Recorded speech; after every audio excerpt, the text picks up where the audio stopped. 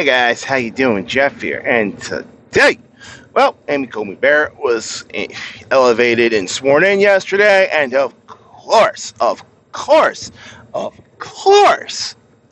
left has lost their mind. AOC, if you can check by this tweet right here, is already saying, let's pack the court. Okay, let's put this into perspective. The late Ruth Bader Ginsburg said packing the court was a dumb idea last year.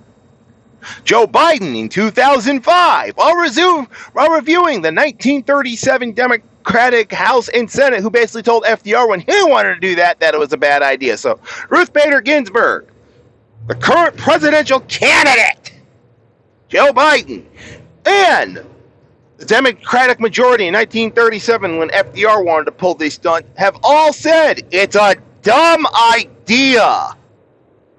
So how about we not do that?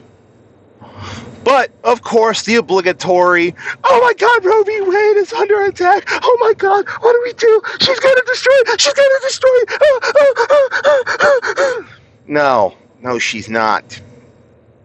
First off, the Supreme Court would actually have to hear a case to overturn Roe v. Wade.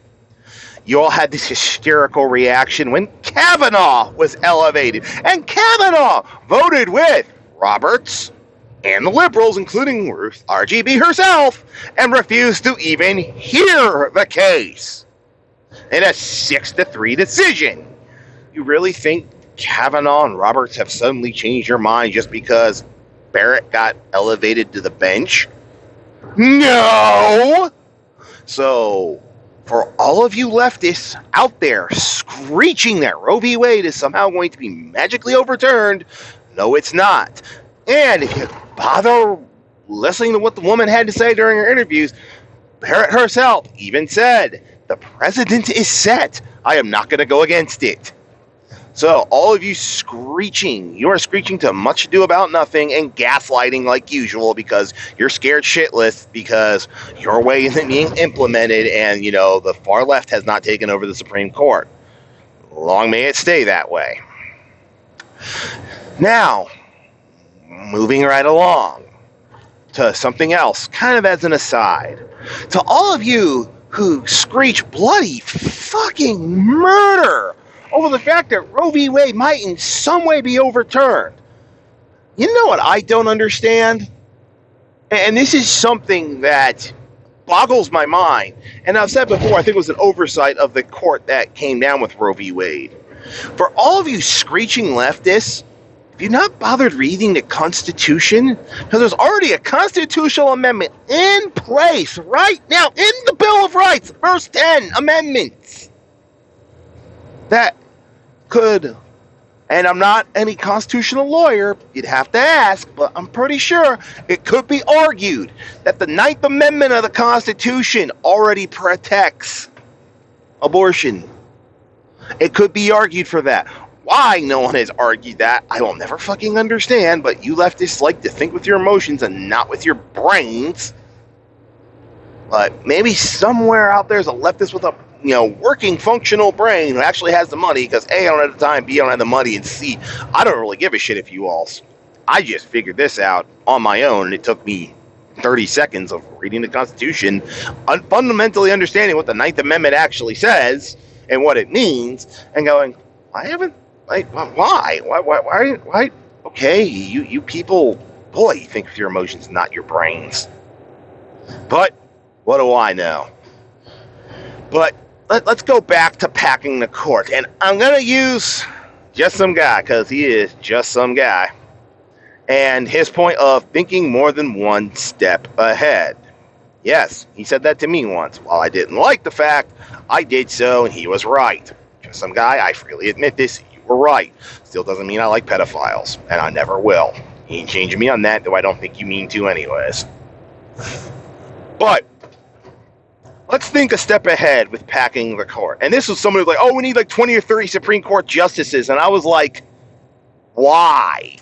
All you're going to turn the judicial branch is into, and this is just from my point of view, another legislative branch that will take up cases and make laws on the spot from on high, who are never elected. They're appointed, and you're just going to